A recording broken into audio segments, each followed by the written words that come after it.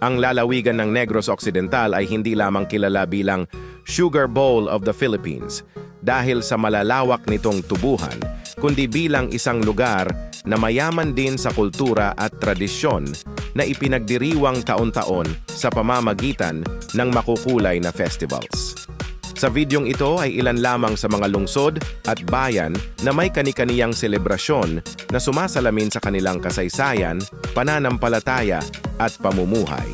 Pinakatampok ang Mascara Festival sa Bacolod City na isinilang mula sa krisis at trahedya, ngunit naging sagisag ng ngiti, pag-asa at katatagan ng mga Bacolod noon. Sa Kabangkalan City, ang Udyakan Festival at Sinulog ay pagpapakita ng kasaysayan at pananampalataya kay Señor Santo Niño. Ang Himaya Festival ng Himamaylan City ay pasasalamat sa kaluwalhatian at biyaya ng kanilang lupaing pinagkukunan ng kabuhayan.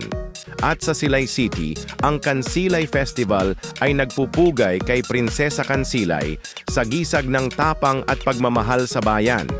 Sa kabuuan, ang mga festival ng Negros Occidental ay hindi lamang kasayahan kundi buhay na kasaysayan, sumasalamin sa pananampalataya, kultura at katatagan ng mga Negrense.